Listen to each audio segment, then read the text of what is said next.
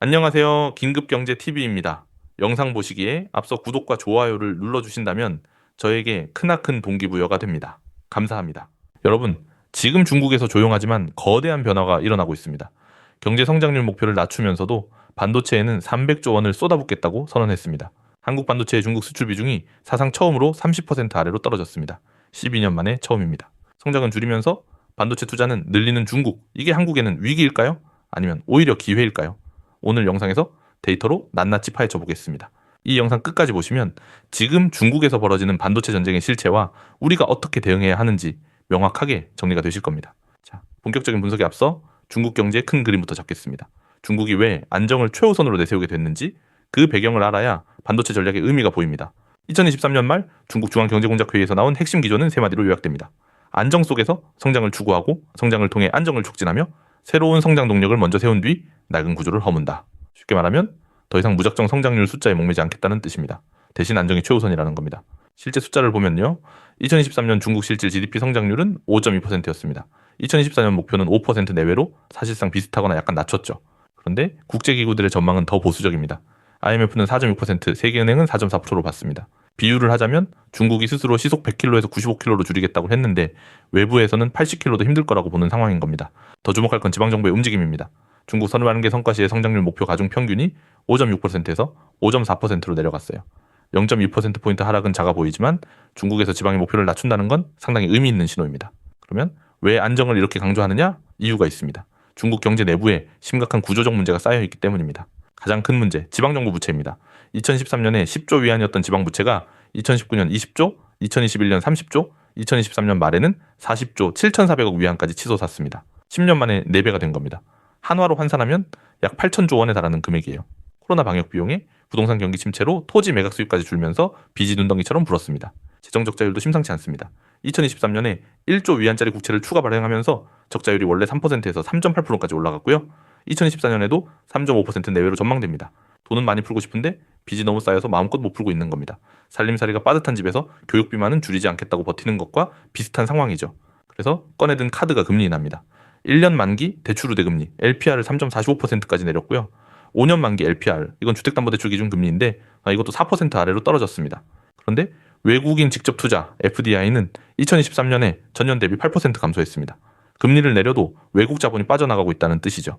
외국 기업 입장에서는 금리가 낮아도 불확실성이 너무 크니까 차라리 다른 나라에 투자하겠다는 판단을 내리고 있는 겁니다. 자, 여기서 핵심이 나옵니다. 이렇게 경제가 어려운 와중에 중국이 돈을 집중적으로 쏟는 분야가 있습니다. 바로 반도체와 첨단 기술입니다. 중앙경제공작회의에서 과학기술 혁신을 1순위 산업정책 과제로 설정했습니다. 인공지능, 바이오, 양자과학, 생명과학과 함께 반도체가 핵심 지원 분야로 명시된 겁니다. 왜 반도체일까요? 미국을 비롯한 서방의 기술 견제가 가장 심한 분야이기 때문입니다. 서울대 아시아연구소에 따르면 국가집적회로 산업투자기금 3기와 지방정부 펀드, 민간 자본을 합치면 총 1조 5천억 위안, 한화로 약 300조 원 규모의 추가 반도체 투자가 가능하다고 합니다. 300조 원이면 삼성전자 시가총액의 절반이 넘는 금액입니다. 경제는 줄이면서 반도체에만 이 정도를 쏟아붓는다는 건 그만큼 절박하다는 뜻이기도 합니다. 구체적인 정책도 나왔습니다. 2026년 초 로이터 보도에 따르면 중국 당국은 반도체 생산 기업의 신규 라인이나 증설 라인에서 국산 장비를 50% 이상 사용하라고 요구하고 있습니다. 동시에 자국 빅테크 기업들에게는 미국산 대신 자국산 AI 반도체를 구매하라고 독려하고 있죠. 장비부터 칩까지 전방위적인 국산화입니다. 중앙정부만 움직이는 게 아닙니다. 산시성은 낸드 플래시 생산 라인을 증설하고 있고 충칭과 허나는 제조업 투자와 기술 기조 투자를 크게 늘리고 있습니다. 각 지방정부가 반도체를 지역 경제의 핵심 성장축으로 삼고 있는 겁니다. 마치 한국에서 모든 지자체가 앞다퉈 반도체 클러스터를 유치하려는 것과 비슷한 양상이죠. 이런 변동성 높은 시장에서 가장 중요한 건 결국 정보의 속도입니다. 변화를 얼마나 빨리 포착하느냐가 수익과 손실을 가릅니다. 지금 같은 시장에선 제일 중요한 건 정보입니다. 발빠른 시장에 대응하려면 누구보다 빠르게 시장을 파악해야 남들보다 우위에 설 수 있습니다. 구독자님들에 한해서 지금 시장의 흐름과 앞으로의 전망에 대한 견해를 전문가의 관점으로 파악해서 공유해드리겠습니다. 자세한 건 고정 댓글에 적어놨으니 구독 잊지 말고 눌러주세요. 자, 그럼 이제 본격적으로 중국 반도체 시장의 실제 수급 구조를 들여다보겠습니다. 중국이 아무리 국산화를 외쳐도 현실은 어떤지가 중요하잖아요. 결론부터 말씀드리면 2023년 기준 중국은 반도체 전 분야에서 수입 초과입니다. 시스템 반도체부터 보겠습니다. 2023년 중국의 시스템 반도체 수출은 505억 달러, 수입은 1,771억 달러입니다. 수입이 수출의 3.5배에 달합니다. 메모리 반도체는 어떨까요? 수출 562억 달러, 수입 793억 달러입니다. 시스템 반도체보다는 격차가 작지만 여전히 수입이 230억 달러 이상 많습니다. 아날로그와 기타 집적 회로는 더 심각합니다. 수출 269억 달러에 수입 823억 달러, 수입이 3배가 넘습니다. 세 분야를 합치면 중국의 반도체 총수입이 3,387억 달러, 한화로 약 450조 원에 달합니다. 엄청난 규모죠. 그러면 이 거대한 수입 시장에서 한국은 어떤 위치를 차지하고 있을까요? 이게 핵심입니다. 2023년 기준 중국 메모리 반도체 수입에서 한국은 압도적 1위입니다. 345억 달러로 전체에서 가장 큰 비중을 차지합니다. 2위 대만이 200억 달러, 3위가 중국 내 역수입 143억 달러, 4위 일본이 64억 달러입니다. 한국과 2위의 격차가 145억 달러나 됩니다. 시스템 반도체 쪽에서는 대만이 772억 달러로 절대적 1위이고 한국은 188억 달러로 2위입니다. 시스템 반도체는 TSMC가 있는 대만이 워낙 강하죠. 그래도 한국이 2위라는 건 중국 반도체 공급망에서 한국의 존재감이 상당하다는 뜻입니다. 여기서 흥미로운 포인트가 있습니다. 한국의 메모리 반도체 대중국 수입 의존도가 85.1%로 매우 높은데요. 이거 오해하시면 안 됩니다. 이건 중국 반도체 기업이 성장해서가 아닙니다. 삼성전자 시안 공장, SK 하이닉스 중국 공장에서 만든 한국 기업의 제품을 다시 한국으로 들여오는 역수입 구조 때문입니다. 케이오트라 시안무역관이 이 점을 명확하게 지적했습니다. 숫자만 보면 중국이 크게 의존하는 것 같지만 실제로는 우리 기업의 해외 생산 전략의 결과라는 거죠. 2014년 삼성전자가 시안의 낸드 플래시 공장을 가동하면서 이 역수입 구조가 본격적으로 시작됐습니다. SK 하이닉스도 중국에서 공장을 운영하고 있고요. 이 물량이 한국으로 역수입되면서 대중수입 의존도가 높아진 겁니다. 하지만 미중 갈등이 심화되면서 이 구조의 변화 압력이 커지고 있죠. 자, 이제 가장 중요한 흐름을 보겠습니다.